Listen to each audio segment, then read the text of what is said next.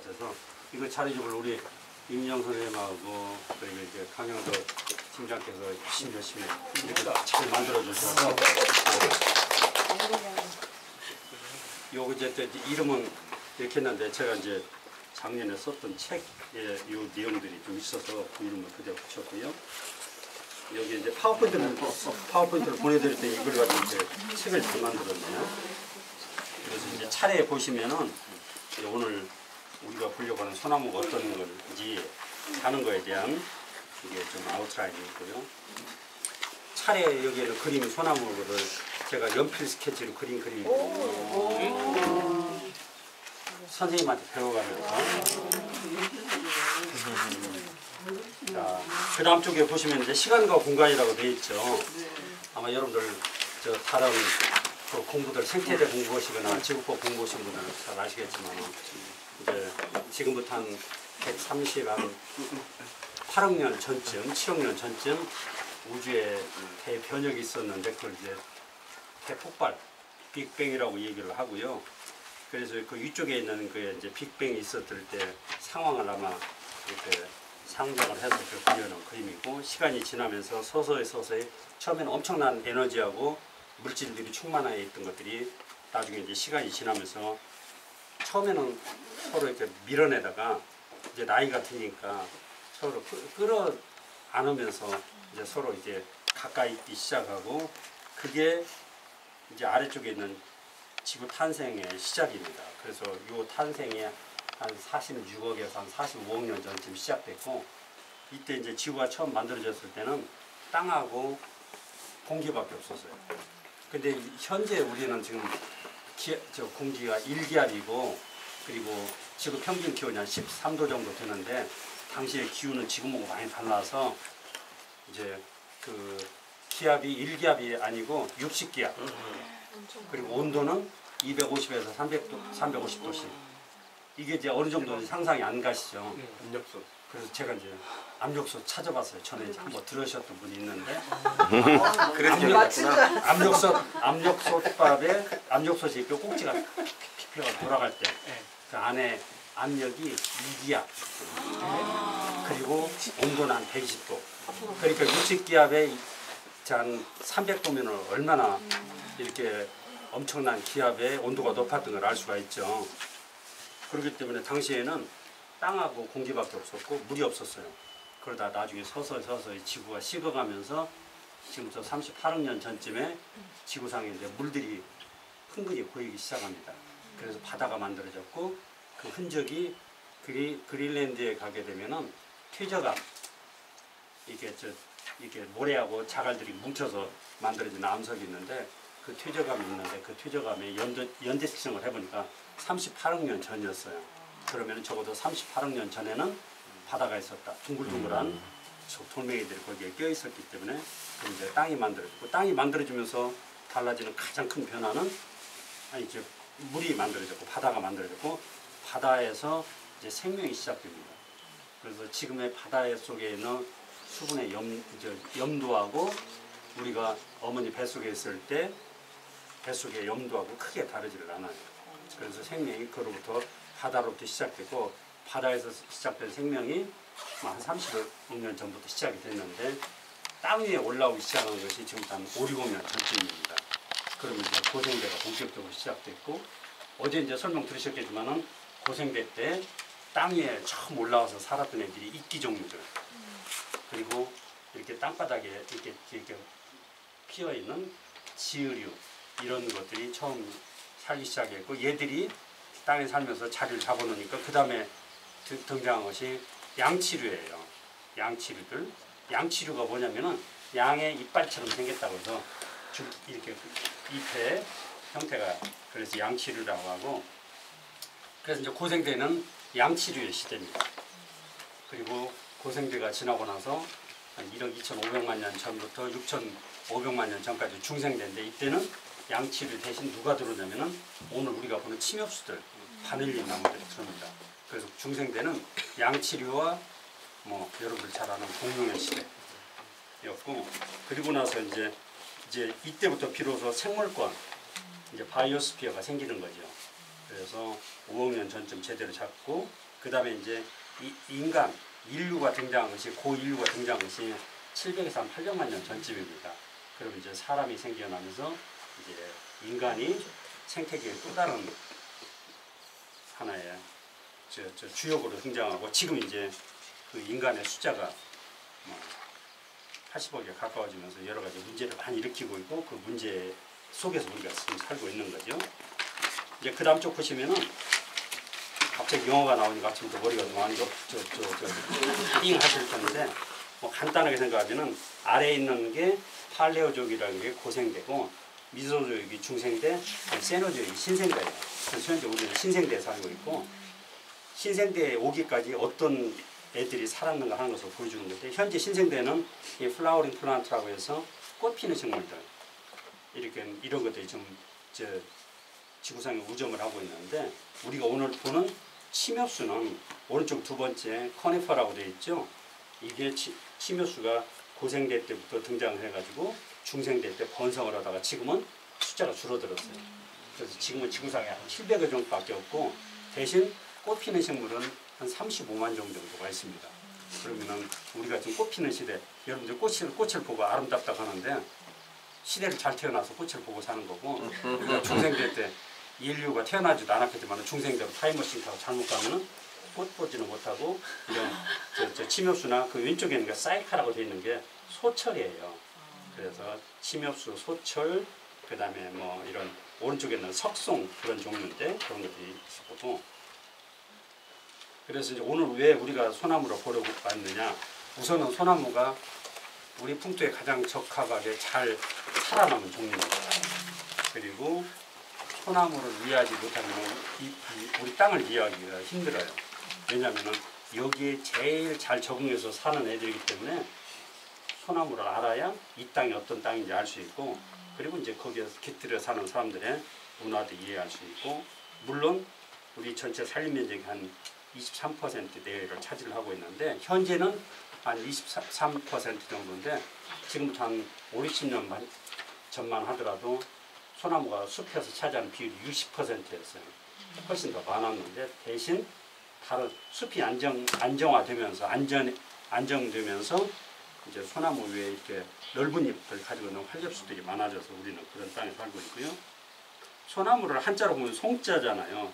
제가 아래쪽에 해놨는데, 이걸 타자를 해서 보면은 나무 목자하고 귀홍으로 이렇게 되어 있습니다. 그래서 나무의 공자, 이제 영어로 하면 듀크 오브 트리, 가장 귀한 소나무다 이렇게 해서 했고요. 사진 3장 있는데, 가장 왼쪽에 있는 것은 제가 금강산에서 소나무 찍은 모습이고, 화이트맨. 중앙에 있는 것은 작년에 가셨던 분들 기억나시겠지만은 전라북도 남원 운봉에 있는 그 삼산마을의 그 할아버지 당산나무 소나무 숲이고요. 오른쪽에 있는 것은 울진에 있는 소강리에 있는 소나무 숲입니다. 여기 이 오른쪽에 있는 중간쯤에 보게 되면은 나무가 줄기가 붉은, 우리 저쪽에 지금 동쪽에 보이는 나무하고 색깔이 똑같죠. 곱게 자라고 이렇게 굵게 자라는. 요게 이따 이제 설명드리겠지만 소나무 종류 중에서 좀 아름드리로 잘, 흔히 요즘 젊은 친구들이 얘기하는 그 쭉쭉빵빵 자라는 소나무. 그래서 이게 이제 금강소나무입니다. 소나무 종류의 품종인 금강소나무라고 하는 종류고요. 요 육쪽에 보시면은 우리 소나무하고 우리 문화, 역사하고 어떤 관계가 있는가 하는 거가 우리가 이제 기록에 있는 것만 볼 수 있기 때문에, 기록 중에서 고구려 벽화에 평양 근처에 진팔이라는 부분에 그려져 있는 소나무의 모습입니다. 인공 색소가 아닌 자연 이제 안료를 이용해서 그렸는데, 가운데 있는 게 소나무 모습인데, 뭐 소나무를 이렇게 비천 영상하고 같이 정말 잘 묘사를 해놓은 이런 모습을 볼 수 있고요. 그러면 왜 고분에다가 이렇게 소나무를 그렸을까? 아마 여러 가지 이유가 있겠죠. 그런데 아마 어제 설명한 대로 소나무가 늘 푸르기 때문에 아마 망자가 이렇게 계속 영생하기를 기원하면서 이렇게 하지 않았나, 그런 생각을 할 수 있겠습니다. 7쪽에 있는 것은 고구려 항룡사 벽화에 있었다가는 솔거가 그랬다는 소나무 얘기 한번 들으셨잖아요. 그래서 소나무가 이게 그려져 있는데 거기에 워낙 사실적으로 그려져서 새들이 와서 충돌하고 떨어지는 모습을 봤는데 나중에 이제 그림이 오래돼 가지고 다른 그 화공이 그림을 그려놓으니까 소나무를 그려니까 이제 새들이 날아들지 않았다 하는 게 이제 삼국사기에 기록이 되어 있습니다. 백제는 목조 문화가 발달했음에도 불구하고 기록들이 남아있지 않아 그런 것들이 있지는 않고요. 그리고 이제 팔쪽으로 가면은 고려시대 때 이제 그 고려 구라 태화에 있는 수월관음도라고 하는 이렇게 관음상인데 왼쪽 위쪽에 보게 되면은 뭐가 하나 그 검은색 묵이 묻어 있는 것 같은데 그게 확대돼서 보는 그림이 바로 이 그림입니다. 그래서 이제 고려 시대에도 불화에도 여기 이제 소나무를 그려 넣은 거죠. 그러면은 삼국 시대를 거쳐서 고려 시대에도 왜 여기에 그 불화에 이런 것들이 들어가 있었을까 하는 것은 아마 이제 그 문화에서 우리가 소나무로 그만큼 이렇게 높게 쳤기 때문에 그러지 않았나 하는 생각이 들고요. 조선 중후기로 들어와 가지고 여러분들 잘 아시는 이제 진경산수의 대거라고는 그러니까 사실적으로 그림을 잘 그렸던 이제 겸재 정선의 노송개설이라는 그림입니다. 소나무의 솔가지에 그 눈이 소복히 쌓여 있는 모습 그리고 오른쪽에 있는 것은 18세기 이제 초반에 활동했던 이인상이라는 화가의 이제 설송도라는 그림. 그래서 소나무는 제일 우리 선조들이 오랫동안 이렇게 그렸던 그런 나무 중에 하나고요. 그리고 이제 10쪽에 있는 것은 여러분들 잘 아는 국보 180호의 완당 혹은 추사 김정희의 잘 아시는 세안도입니다. 이게 제주 개정년에 추사가 귀향을 갔는데 귀향 가니까 찾는 사람이 없는데 자기 제자 중에 한 사람인 이제 이상적이라는 사람이 역관으로 중국에 통역으로 왔다 갔다 했는데 중국에서 이렇게 서적을 구해다가 위험을 무릅쓰고 이제 전해준 거죠. 그래서 고마움을 표시로 이상적한테 그려서 주었던 그림이 바로 이 세안도인데 여기에 이제 그 한쪽에 글을 써가지고 이게 이제 거기다 남겼는데 논어에 나오는 논어 자한편에 나오는 이제 글자를 여기다 이제 집어넣습니다. 그래서 이걸 제가 풀어서 아래다 해놨는데 추운 겨울이 되니까 비로소 잣나무와 소나무가 푸른 것을 알 수 있다. 그 얘기를 이제 권세에 있을 때는 흔히 그러잖아요. 이제 정승집 개가 죽으면은 그 문상을 많이 먹는데 정승이 죽고 나니까 문상을 바로 높다 하는 얘기가 있을 정도로 그런 이제 시류를 설명을 볼 수 있습니다. 여기에 이제 그림에 보게 되면은 여기에 나무가 네 그루가 그려져 있죠. 네 그루가 그려져 있는데 세 그루는 비슷한데 한 그루는 좀 다르죠. 그래서 이게 어떤 게 이게 분명히 이제 소나무와 잣나무를 이 얘기를 해놨는데 어떤 게 소나무인지 어떤 게 잣나무인지 뭐 논란들이 많이 있는데 실제로 제주도에는 추운 곳에서 자라는 잣나무가 자라지는 않습니다. 그런데 여기에 이제 잣나무를 왼쪽에 있는 나무들을 지금 잣나무로 보고 있는데 그려놓은 것은 아마 추사가 귀향 와가지고 한양이나 혹은 자기가 육지에 있을 때 이렇게 봤던 것을 이렇게 생각해서 그려놓은 것 같고 거기에 있는 집을 보면 우리 전통적인 초가집이 아니잖아요. 이제 중국 형태의 이렇게 동그랗게 되어 있는 이런 형태의 집을 그려놓은 것도 아마 그런 것들이 여기에 소망이 담겨져 있지 않나 그렇게 해석들을 합니다. 그 다음에 이제 11쪽에 보면은 이게 이제 일반에서도 소나무를 이렇게 이제 민초들도 귀하게 여겼지만은 여러분들 아마 왕의 옥자 뒤에 보면은 1월 오봉도 그림이 있는데 1월 오봉도에 이제 십장생들을 그려놨는데 거기에 아주 강렬한 색깔로 6그루의 소나무를 그려놓은 것도 역시 실제 왕이 오래 살기를 신하들이나 백성들이 바랬는지는 모르지만은 오래 사세요 하는 뜻으로 이렇게 그려놓은 걸로 봤을 때는 아마 이제 모든 사람들한테 소나무가 그런 의미를 가졌지 않았는가 하는 장수의 의미, 영생의 의미 그런 것들을 있습니다. 서양 사람들이 우리는 소나무를 당연하게 생각을 하는데 12쪽에 있는 그림은 북한산 인수봉을 깔딱고개 깔딱고개에서 이렇게 촬영한 건데 이게 이제 영국계 미국 사진가인 그 마이클 키나라는 사람이 찍은 사진입니다. 그리고 이 사람이 그러니까 강원도 속초 쪽에 있는 솔섬이라는 사진을 또 오른쪽에 있는 걸 찍어서 열심히 소나무로 사진 찍어서 나름대로 국제적으로 명성을 얻게 됐는데 그러면은 이 친구가 왜 와가지고 그 많은 피사체가 있는데 소나무를 찍었을까? 우리는 당연하게 생각하는 걸 그것을 좀 이따 설명드리겠지만 소나무가 이 사람 눈에는 정말 특이한 거예요. 왜냐하면 이국적인 없어요 다른 곳에. 근데 이제 이 그림을 오른쪽 그림을 보고 왼쪽에 우리나라 작가가 가가지고 컬러로 사진을 찍어가지고 이게 했는데 두 중에 그림이 어떤 게 더 멋있어 보이세요?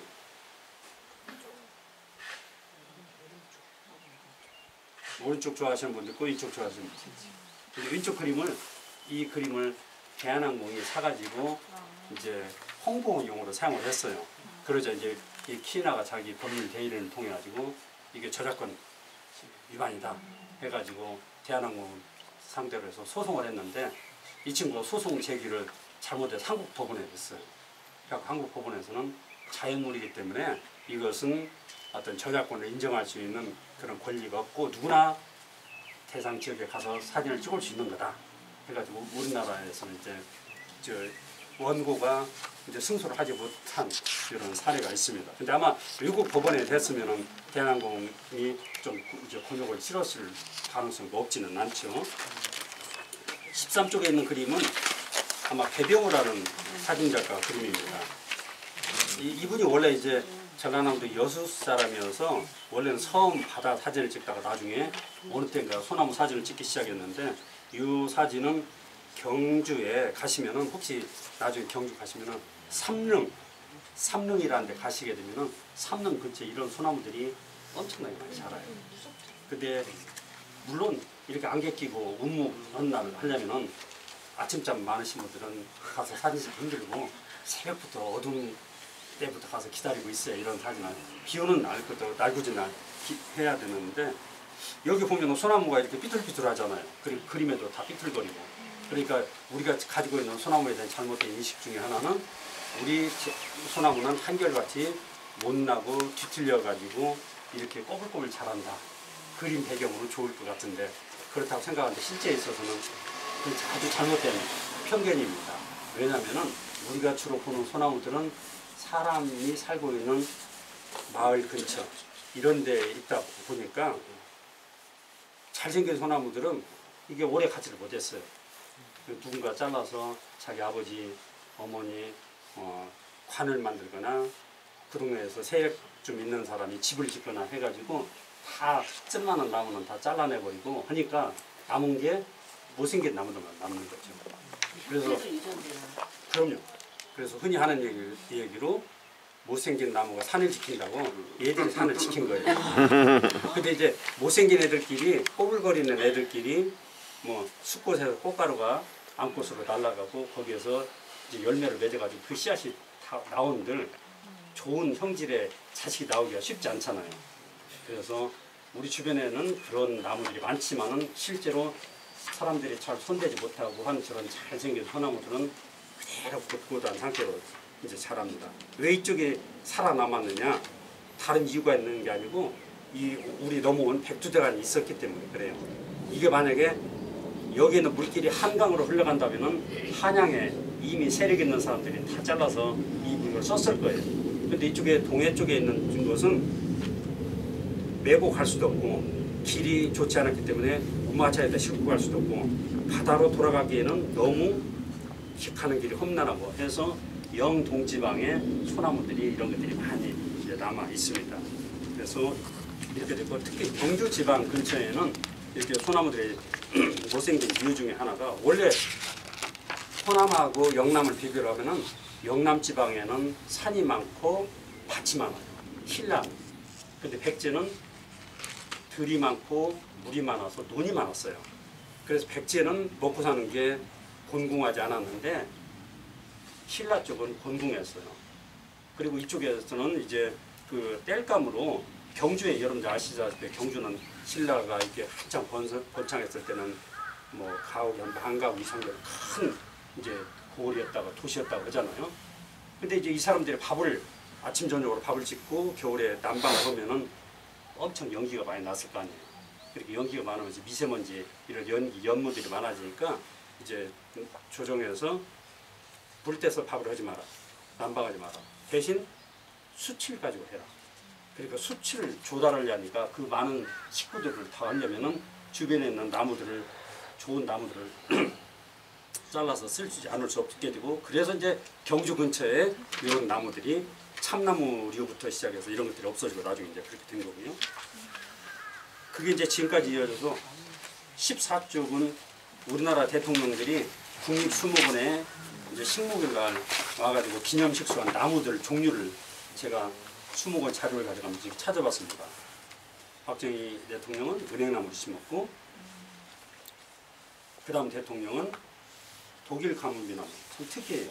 이게 다른 사람들은 다 우리나라 나무 심었는데 나무를 심었고 그것도 포크레인으로 동원해가지고 크레인을 해가지고 심어놓고 그러니까 전두환. 이 나무가 혹시 죽을까봐 전전긍긍했다는 거예요. 공무원들이 이제 기념식수 해놨는데 아무튼 특이한.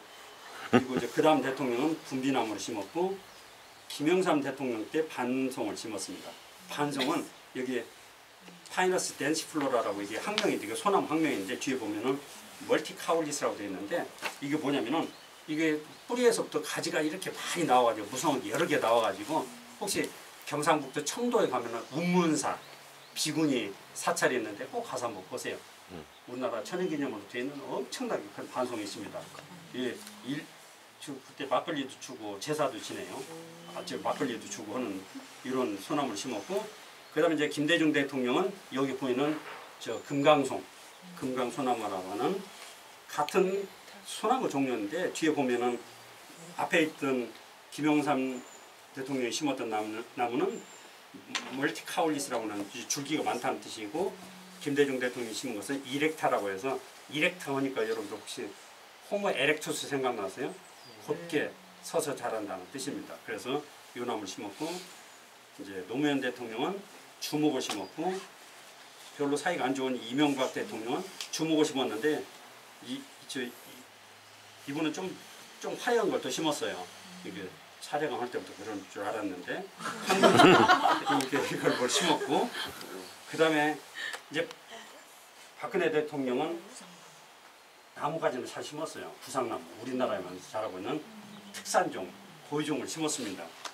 근데 이제 그 다음에 뭐가 연결이 잘 안 돼서 그렇지만은 그 다음에 이제 문 대통령은 실제 와서 식목일날 나무 심지는 않았는데 아마 여러분들 잘 아는 판문점에서 기념식수를 할 때 여기에 반송을 갖다 심었습니다.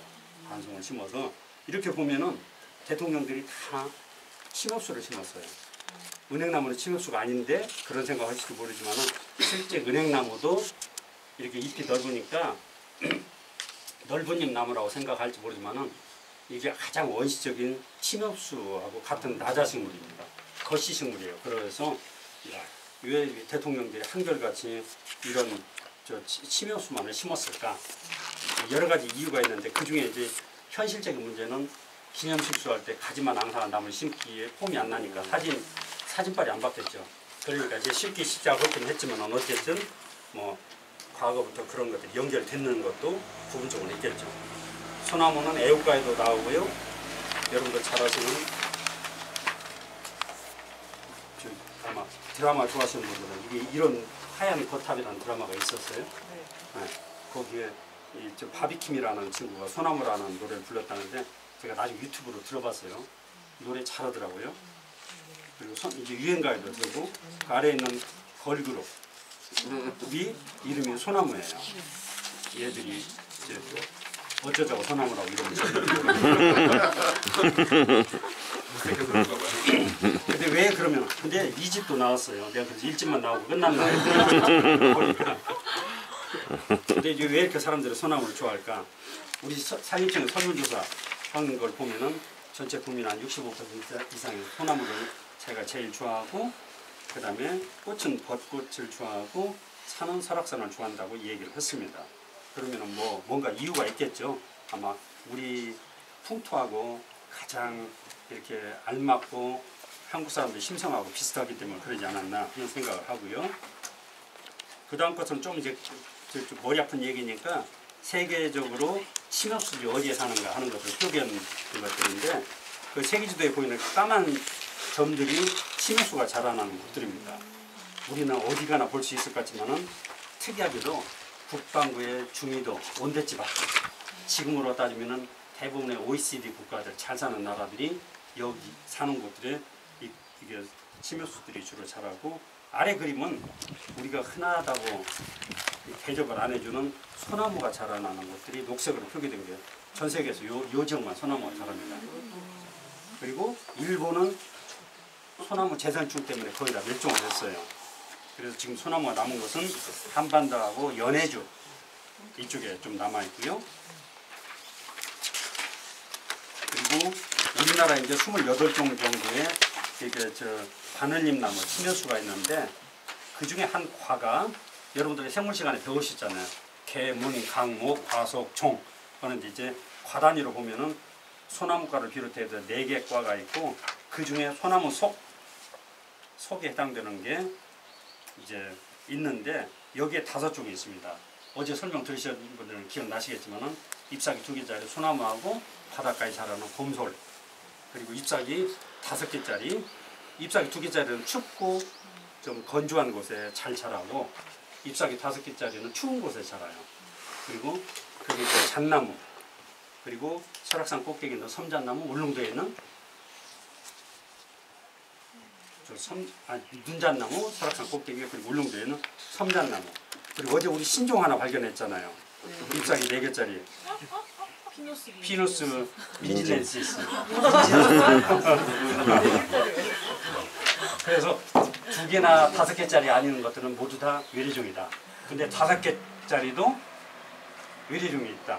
뭐 잣나무 중에서도 스트로브 잣나무라든지 이런 것들이 있는데 뭐 그런까지는 필요 없으실 것 같고 그 다음 그림에 보면은 이제 2개짜리 솔방울을 가지고 있는 소나무 오른쪽에 긴 잣방울을 가지고 있는 잣나무 그리고 그 오른쪽에 그림에 보면 저 솔잎 3개짜리 있죠. 여기 바로 리기다 소나무인데 제일 그림 아래쪽에 있는 게 제가 이제 낙동강가에서 지금 소나무의 모습이고요.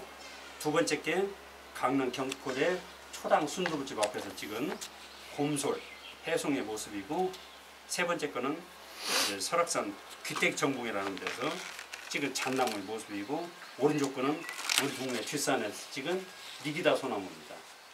그래서 저 송편을 찔 때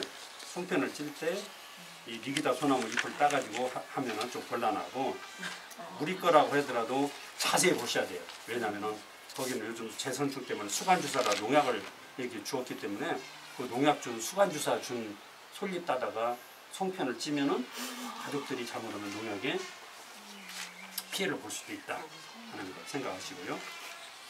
이제 조금 남았습니다. 20쪽. 여러분이 이제 지난 가을에 지난 해 우리 남원에 지리산 답사를 갔었잖아요. 그때 아마 보셨던 기억이 있을지 모르겠는데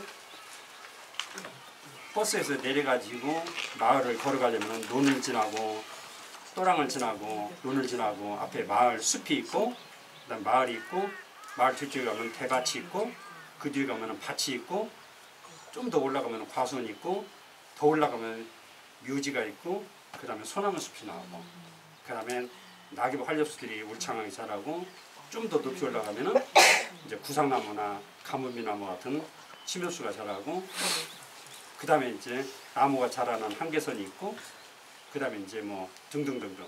그래서 보통은 여러분들 아마 소나무 숲까지만 올라가셔도 운동은 충분히 되는데 이제 의욕 있으시면 쭉 한번 올라가시면은 이제 새로운 거를 보실 수 있으니까 보시고 그 다음 쪽은 그러면은 이런 소나무가 왜 우리하고 이렇게 가까워졌나 친해졌나 이제 제가 소나무의 역사를 한번 따져보기 위해서 이렇게 화석 가지고 분석을 이렇게 연구 결과인데 이게 소나무가 우리나라에 중생대 백아기 때 공룡하고 같이 살기 시작한 때부터 우리나라에 있었어요. 그래서 화석으로 발견되고 그리고 그 이후에도 계속 발견돼 가지고 현재까지도 남아 있어서 소나무는 아주 오래된 그 가운데 그림이 솔방울 화석입니다. 그리고 중간 거는 솔씨를 이렇게 왼쪽 끝이 솔씨고 그걸 솔씨가 멀리 퍼져나가게 하기 위한 날개. 그래서 어제 제가 설명했잖아요. 엄마 아빠 나무로부터 멀리 떨어져서 독립하기 위해서 이렇게 애들이 멀리 바람에 날아가는데 그때 가능하면 멀리 날아갈 수 있도록 바람개비 역할을 할 수 있는. 그리고 제일 오른쪽 거는 이제 그 꽃가루, 소나무 꽃가루, 송화가루가 물에 이렇게 봄철에 했던 모습이고요. 그 다음 그림은 이제 좀 복잡한 얘기니까 간단히 말씀드리면은 이 동해안에 속초가 있는데 속초는 지금부터 17,000년에서 15,000년 전에는 전부 다 백두산 정도 추워가지고 추운 곳에만 자란 나무들이 있다가 소나무 이런 애들이 살기 시작한 것은 10,000년 전부터 애들이 많아졌는데 10,000년 전이 언제 되냐면은 지질시대로는 홀로세고 역사 인류와 관련돼 가지고 신석시대입니다. 그래서 신석시대 때부터 사람들이 이렇게 나무를 이제 온도가 현재하고 비슷해지고 이때부터 이제 따뜻해지니까 농사를 많이 짓기 시작했고 오른쪽에 보면 쑥속이라고 이 그림 보이죠? 이게 이때부터 10,000년 전부터 쑥이 많아집니다. 쑥이 많아진다는 얘기는 사람들이 막 불을 질러 가지고 이제 화전을 만들고 하면서 거기에 이제 불탄 땅에 처음 들어온 애가 쑥이기 때문에 이게 쑥들이 이렇게 자라기 시작했고 이게 이제 뭐 7,000년, 뭐 5,000년 쭉 뒤로 가면서 계속 살았고요. 뒤로 가셔서 24쪽에는 그러면 역사 시대에는 어디에 소나무들이 살았는가 하는 걸 거기에서 이제 이것도 제가 이제 한문 공부를 고등학교 조금 한 적이 있어가지고 이제 그걸 그 문헌을 찾아가지고 이제 세종실록 기리부터 일제 강점기까지 이 문헌을 조선시대 당시에 우리나라 한 6, 70개 정도 군과 현이 있었는데 그 지역의 특산물이 뭔가 조정에 뭘 바쳤는가 하는 걸 기록을 가지고 조사를 해서 25쪽에 소나무가 자랐던 지역들입니다. 녹색으로 표기된 것들이 소나무가 많이 나기 때문에 여기에서 조정해서 곡물로 이걸 바쳐라 해가지고 바쳤던 지역들이고 시대별로 봤을 때 오른쪽 막대 그래프에 이제 한 18세기, 19세기에 소나무가 이제 많이 있었던 걸 볼 수 있고요. 지역적으로 보게 되면은 소나무는 이게 경상도하고 강원도 쪽에 아무래도 백두대간이 있으니까 이쪽에 많이 자랐고, 근데 그 다음 쪽 26쪽에 보면은 잣나무하고 군포 지역이 비슷한 것 같은데 잣나무는 훨씬 더 북쪽에 많아요. 앞쪽 그림하고 비교해보면 알겠죠. 그리고 이게 지역을 보면은 경상도하고 강원도가 많기도 하지만은 여기에는 함경도하고 평안도가 훨씬 더 많아집니다. 전에 비해 가지고 그럴 정도로 잣나무는 추운 곳에 자라는구나 하는 걸 알 수 있고요.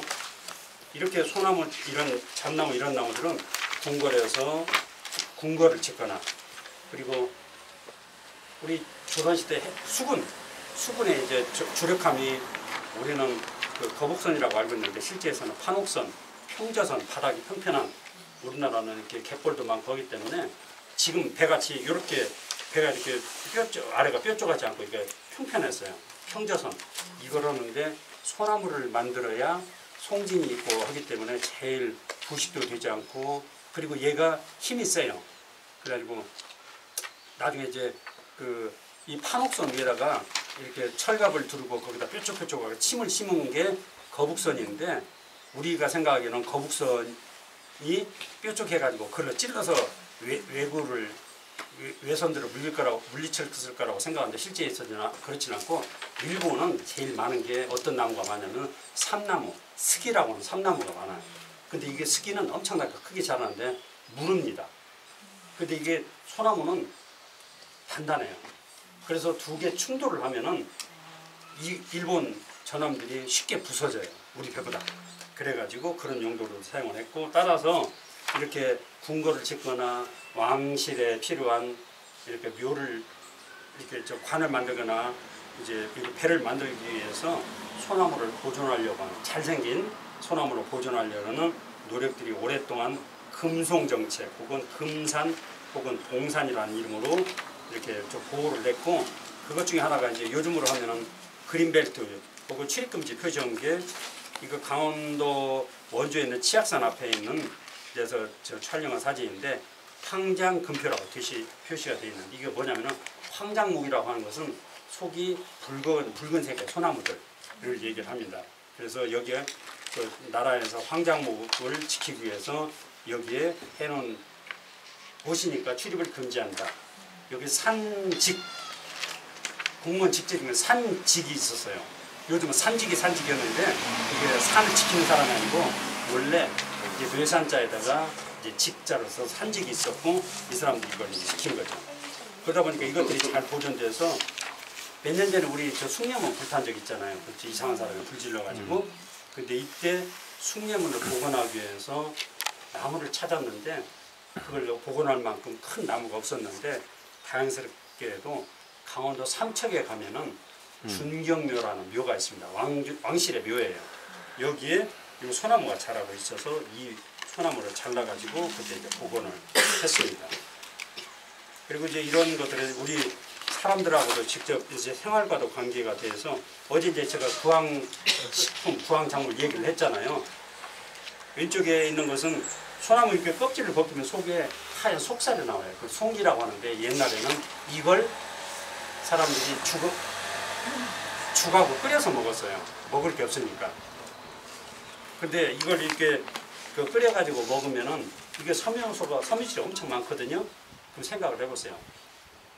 끓여서 죽을 먹고 한 6-7시간 지나면은 우리가 화장실을 가야 되잖아요. 그러면 얼마나 힘들었겠는가.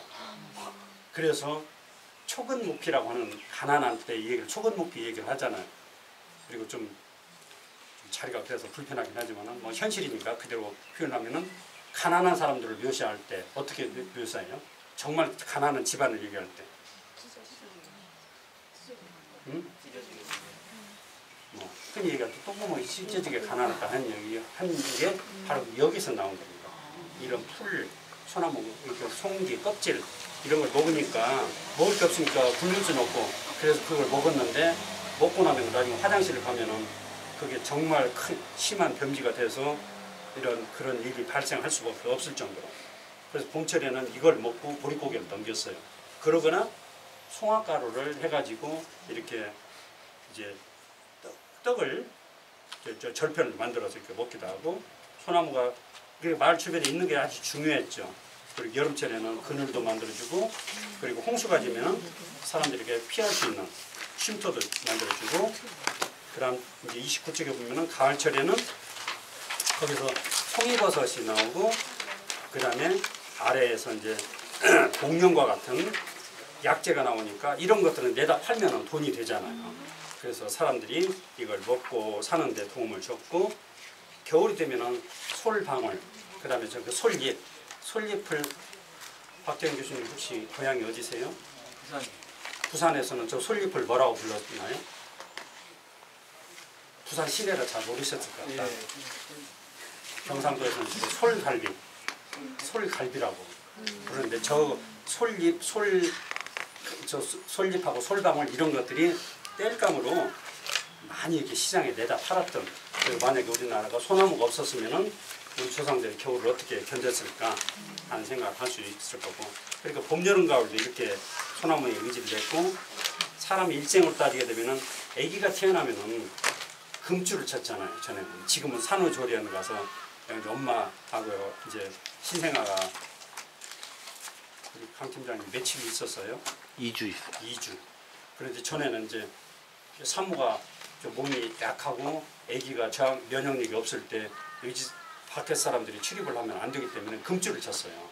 대문 앞에 이렇게 금줄을 쳤고 여기에 숯을 매달았는데 그 숯은 이렇게 불순물을 걸러주는 그런 기능이 있다고 생각했고 그 다음에 이제 빨간 고추는 이제 아마 산에를 놨을 때 이렇게 했을 거고 근데 솔가지를 여기에 꽂습니다. 왜냐하면 솔가지를 꽂는 것은 애가 100일 돌 이렇게 해서 오랫동안 살으라는 이런 뜻이 있었겠죠. 그리고 솔밭에서 애들이 뛰어놀다가 공부하고 이게 왼쪽에 있는 게 이제 제주도 대정에 있는 대정 향교의 모습이고요.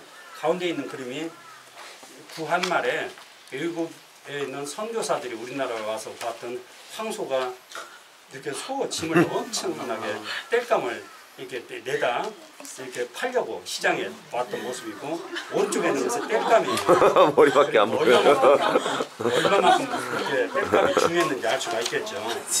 근데 이게 해결된 것이 어제 제가 설명드렸던 우리나라의 연탄, 석탄을 이용해서 구공탄, 진흙하고 섞어서 한 연탄이 생기면서 그런 것도 해결됐다. 그리고 이제 사람이 살다가 죽으면은 원래 우리 강 팀장이 이번에 애기 낳고 나무 심었어요? 나무 아니요? 네. 옛날에는 아들을 낳으면은 소나무를 심고 딸을 낳으면 오동나무를 심었어요. 왜냐면은 소나무는 심어가지고 40년 정도 지나면은 관을 만들 정도로 자라요. 그러니까 부모가 자기 자식이 효도를 하고 나중에 자기를 잘 장사를 치러주기를 기대를 했겠죠. 물론 이제 그러지 않은 자식들이 더 많았겠지만은 유산만 가져가고. 근데 딸은 한 20년, 17, 16, 16, 20년 이때 좀 시집 보내잖아요. 15년 정도 기르면 오동나무는 잘라서 가구도 만들 수 있고 하니까 이제 혼수용으로 이걸 심었던. 그래서 이제 아들 자식을 잘 낳으면은 이렇게 해서 장사를 치러줬을 텐데 이게 대전에 가면은 재룡산 자연사박물관이 있는데 거기에 있는 관 모습을 제가 찍은 겁니다. 이중관으로 했고 가운데 보면은 하얀 거 뭐가 있죠. 이게 백회로 또 이걸 채웠어요. 그래서 이 사람이 조선 중후기에 학봉장군이라는 장군이었는데 이 장군이 권세가 대단했는지 이렇게 해서 이중 소나무 관에다가 후손들이 백회까지 넣어가지고 매장을 했어요. 근데 어떤 문제가 생겼냐면은 시신이 부패를 하진 않았어요. 수분만 빠져나가고 그래 한 것이 오른쪽에 있는 미이라입니다. 그래서 우리나라에서 미이라가 자주 발견되는데 이제 수분은 빠져나가고 밖에서 벌레들도 들어오지 못하고 그리고 균요 그러니까 이게 사람을 살을 썩게 하려면은 이제 균이 곰팡이 같은 것들이 들어가지고 이걸 분해를 해야 되는데 분해자가 생태계내에서 어제 생산자, 소비자, 분해자 얘기를 했잖아요. 분해자가 역할을 못하니까 미이라로 이렇게 돼가지고 이 미이라는 실제 대학 실험실에 가지고 와서 해부학 실험실에서 실험을 했어요. 그래서 보니까 이 사람이 어떤 질병으로 죽었느냐면은 아마 디스토마, 간 디스토마로 죽었는데 간 디스토마에 죽었기 때문에 아마 근데 그 사람 폐에서 뭐가 많이 나냐면은 여러분들 저 습지에 가면 아까 제가 이제 부들이라는 거 설명했잖아요. 소세지 같이 이렇게 가을철에 되면 소세지 같이 이렇게 자라는 이제 습지 식물들이 있는데 이 부들의 꽃가루가 많이 나왔어요. 그래가지고 왜 그러면 이 폐에서 부들의 꽃가루가 많이 나왔지? 그러면 익사를 했나? 근데 나중에 이제 고고학자들하고 이렇게 식물학자들하고 같이 분석한 결과는 익사한 것 같지는 않고 이게 부들이 지금도 이제 민간 약품으로는 약간 기침하고 해소 천식이 있고 할 때 그걸 다려먹는 게 아직도 있다고 해요. 그러니까 아마 당시에 그런 질병을 알아서 그렇지 않았나. 아무튼 소나무는 그런 용도로도 사용이 됐고 지금도 여러분이 보다시피 이제 성묘 가면은 묘지 뒤쪽에 이렇게 소나무들이 솔숲이 있잖아요. 소나무가 있음으로 인해서 소나무를 건조한 곳에 자라기 때문에 이게 이제 묘지를 근처에 그리고 어제 그 피톤치드 그 방향성 물질을 이렇게 만들어낸다고 했잖아요. 살균 그러니까 이제 다른 나무들이 들어오지를 못하게 하니까 묘지를 관리해주고 산사태가 나지도 않게 하기 위해서 이렇게 보존됐기 때문에 뭐 민가 주변이나 묘지 주변에 소나무를 이렇게 심었는데 이제 그 다음 장 보시게 되면은 일제 강점기에는 소나무의 송진을 일본이 공출을 해갔습니다. 그래가지고 소나무 송진을 왜 가져갔냐면은 송진을 가지고 정제를 해서 가미가제 그 비행기, 항공유의 윤활유 이런 걸로 사용하기 위해서 소나무를 공출하기 위해서 소나무 껍질을 벗기고 거기다 상처를 내가지고 깡통을 매달아서 이걸 공출을 못하면 사람들을 핍박하고 해서 지금도 이런 나무들을 산에 가면 볼 수 있고요. 요즘은 이제 뭐 가운데 있는 것은 하동의 차밭인데 차밭으로 혹은 오른쪽에 있는 것은 두만강에서 이제 북한을 보고 찍은 사진인데 북한은 이제 다락밭을 만들기 위해서 그리고 1960년대, 70년대는 송충이 아마 여기서 좀 일찍 학교를 초등학교 다니셨던 분들은 시골에서 특히 다녔던 분들은 저 봄 소풍 가가지고 저 젓가락으로 송충이 잡아서 선생님한테 검사 맡은 기억이 있을지 모르겠는데 저는 어렸을 때 저 보물찾기도 안 시키고 장기자랑도 안 시키고 저 도시락에 가득 송충이를 잡아와야 집에 보내준다 해가지고 열심히 잡았던 기억이 있어요. 그때는 이제 저 농약도 없으니까 애들 동원해가지고 공무원 동원하고 군인들 동원해서 송충이 잡아서 구덩이 받고 묻고 했던 이런 시절이 있었습니다. 1980년대에는 솔리 폭발이 때문에 나무들이 빨갛게 죽어갔던 적이 있고 아까도 이제 오시다 봤지만은 최근에는 이제 저 소나무 재산충 때문에 88년도에 서울 올림픽을 준비하는 과정에서 일본에서 이제 목재를 수입을 하고 그때 부산 쪽에 동물원에서 이제 원숭이를 일본에서 수입을 했는데 목재 그러니까 그쪽 부산에 있는 금정산에 있는 그 절 이름이 뭐죠? 범어사. 네? 범어사.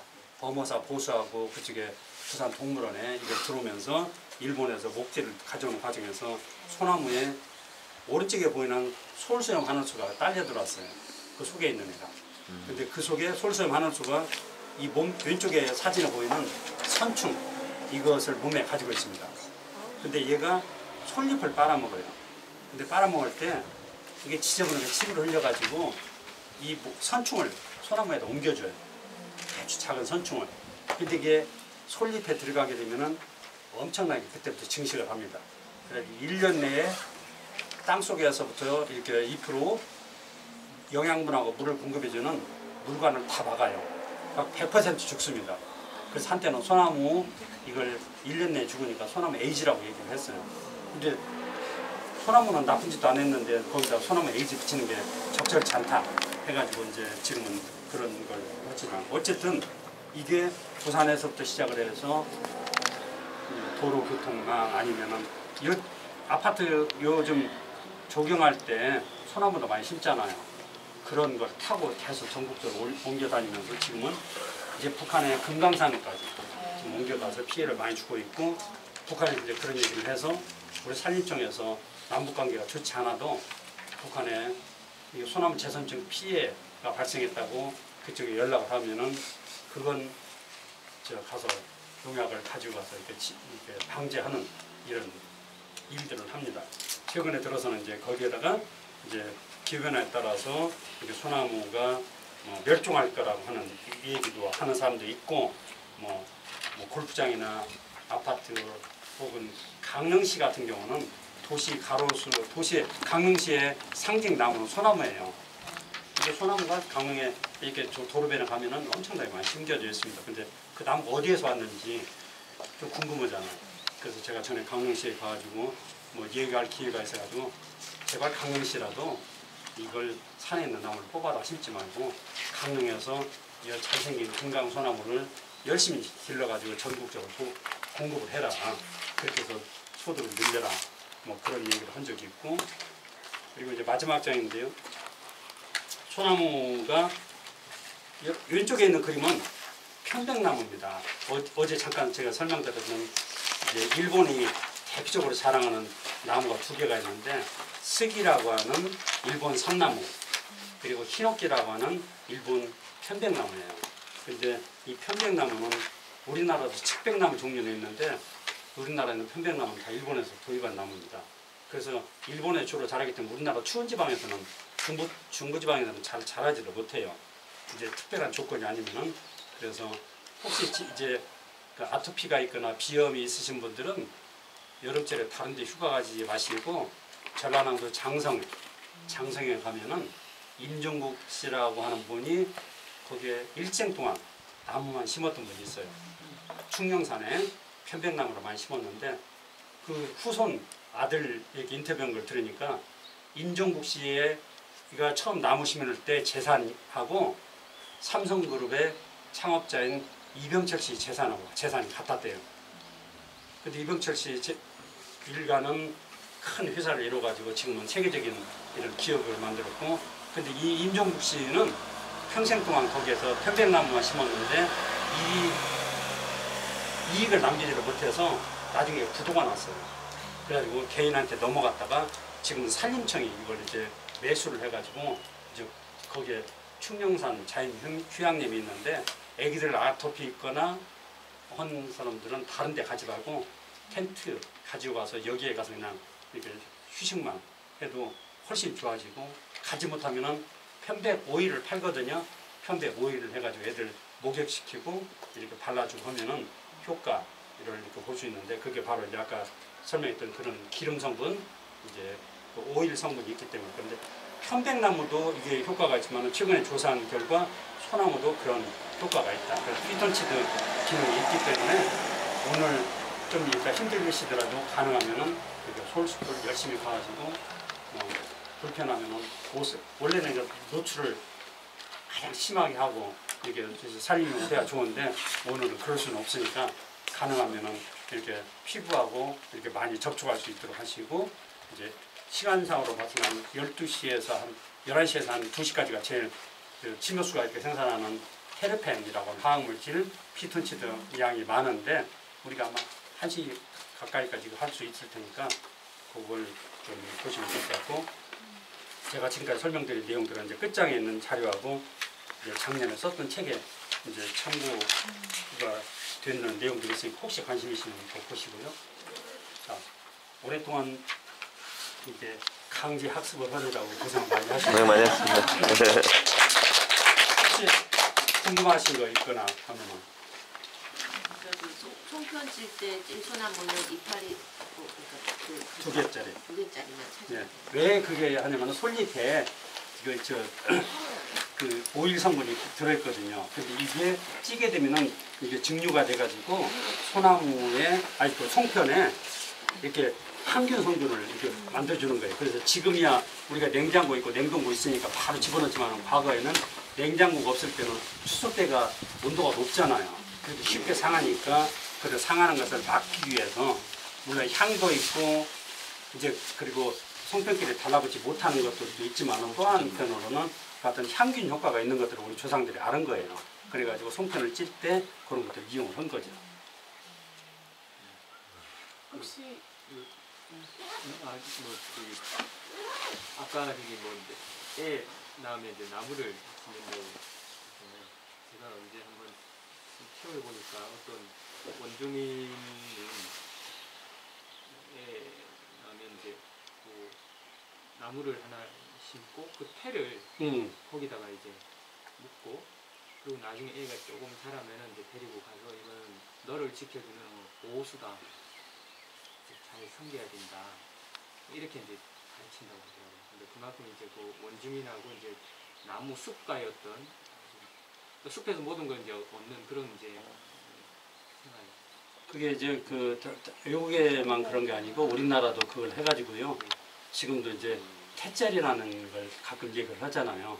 그리고 실제 왕실에서 이렇게 금산, 봉산 이런 정책들을 해가지고 사람들을 들어가지 못하도록 이게 당시에는 이제 자빈들을 추빈을 하지 못하게 했는데 그 또 다른 이유 중에 하나가 거기에 태봉산 왕족들의 태를 묻어가지고 공주나 왕자들의 태를 묻어가지고 그곳을 지키려고 해서 그렇게 한 경우들도 있거든요. 그래서 거기에 있는 것들이 대부분 이제 소나무 있는 것들을 해서 그것은 뭐 동서고금을 막론하고 그런 전통, 풍습 이런 것들이 있었는데 지금은 이제 뭐 그래가지고 뭐 의약품의 재료로 사용한다고 어디에다 이제 보관하고 이제 그런 거였는데 그것 뭐 지금도 이제 의미가 있을 것 같아요. 그런 걸 하면서 애한테 그걸 보여주고 너 탄생 때부터 그리고 사람들이 이제 요즘은 죽게 되면은 묘지가 우리나라에 지금 공식적으로 한 2천만 기 정도가 있습니다. 2천만 기가 있는데 지금 5천만 명이잖아요. 우리 한 사람이 다 죽으면은 묘지 한 자리를 차지한다고 생각하면은 앞으로 5천만 개가 또 생기는 거예요. 없어지기도 없어지겠지만은 그러는 것보다는 요즘 이제 많이 하는 게 고려대학에 이제 이마과에 계셨던 김장수 교수라는 분이 계셨는데 그분이 그분이 또 독일 가서 공부를 했는데 독일 가서 공부를 하고 와서 우리나라 처음으로 수목장을 했어요. 그래서 나무에다가 자기 이제 죽으면은 거기다 나무 밑에다가 뼈가루를 뿌려달라고 자기 제자들한테 부탁을 했고 그게 이제 그때는 공식적으로 허락을 받지 않은 상태에서 이제 자기가 실천을 한 거고 지금은 정부에서 수목장 하는 장소들을 선택을 해서 그렇게 해주거든요. 그래서 이제 그런 상태로 가면은 태자리부터 만약에 수목장까지 하게 되면은 이제 탄생부터 죽음까지 거기서 이어지니까 그러면 이제 그 자리를 보존을 할 거 아니에요. 지키려고 할 거고. 그래서 저도 이제 이따 가서 이제 기회가 되면은 여러분들 한 나무 하나 정도, 이게 좀 큰 아름드리 나무 한 번씩 껴안아가지고 이제 이게 내 나무다 하고 여기다 점을 찍어 놓으세요. 점을 찍어 놓고 앞으로 자주 오시고, 그 다음에 이제 내가 정말 힘들 때가 있고, 내가 정말 이제 위로가 필요할 때 소나무 끌어안고 와가지고 물기도 하고, 좋은 데 있으면 축하도 하고, 축하하면서 막걸리 사와가지고 막걸리 한다. 나무야. 방송장에서 물어봤잖아. 왜 여기 나무를 심었냐고. 내가 들었던 생각은 농담인데, 지금은 이제 애를 낳으면 딱 먼저 하는 게 실손보험하고 학자금 보험이거든요. 너를 지켜주는 거 지금 보험이다. 근데 나무를 하나 심어놓고 나무 성장하고 애 성장하는 거 보는 것은 아주 의미 있습니다. 또 다른 질문. 그 옛날에 소나무나 이게 식물에 막걸리를 부어주면 나무가 더 잘 자란다고 그러는데 진짜 그래요? 실제 이제 그게 이제 곡물 성분이 유기물이기 때문에 그게 이제 영양분을 공급을 해준다고 생각을 하는데, 실제로는 그로 인해서 거기에 균들이 발생을 해가지고, 여러분들하고 바닷가에 가지고 캠핑 오고 나서 맥주 막걸리 먹고 해서 나중에 보면은 거기에 그것 때문에 병이 생겨요. 병이 생겨가지고 나무들이 막 죽는 이런 곰팡이들이 생겨가지고 이렇게 죽기 때문에 요즘은 그걸 하지를 못하게 합니다. 근데 이제 관리를 하고 하면은 되는데, 방치를 하면은 그런 문제가 생길 수 있는 거지. 혹시 길 가다가 요즘 성충이들 보이는데 뭐 죽여야 되나요? 성충이요? 네. 제가 왜 성충이라고 생각하려고 볼 수도 있는데, 그게 경우에 따라서는 나비의 유출, 애벌레일 수 있어요. 그래서 벌레라고 생각하면 징그러워 하는데, 실제 우리가 이제 자연 교육을 제대로 받지를 못해서 이게 애기들이 넘어지면은 엄마들이 아빠들이 당장 그러잖아요. 손 더럽다, 빨리 손 씻어라, 손 막 이렇게 씻게 하고 물티슈로 닦아주고 하는데, 그게 정말 좋은 건가?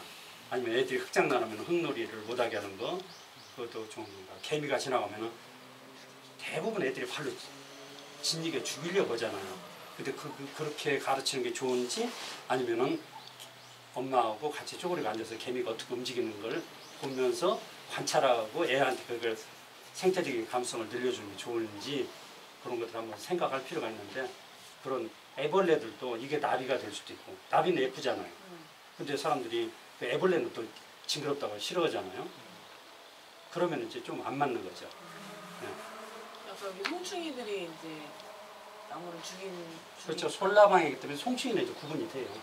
털들이 정말 막 볼볼 해가지고 이게 막 가면 막 몸이 간지럽고, 또 젓가락으로 잡아도 얘가 혹시 털이 나한테 올까 싶을 정도로. 나무 젓가락으로 안 잡아봤어요? 잡아봤어요. 그러시면은 오랫동안 앉아있어서 불편했을 텐데, 이쪽으로 올라가가지고요, 여기 보면 이제 그 야생화 꽃밭도 있고, 여기 이쪽에도 숙소가 있고, 저 안에 들어가서 숙소가 있어요. 예약해서 오시면은 하루에 한 5만 원에서 한 7만 원 정도, 5만 원 정도면은 이렇게 저 숙박할 수 있고, 이제 가족 일가가 오면은 집 전체를 하나 빌리는 건 한 15만 원 정도 하면은 하우스를 큰 걸 빌릴 수 있고 그렇거든요. 그러니까 한번 오셔가지고 일단 보시고 좋으면은 다음에 한번 기회를 가져보시고요. 올라가시죠.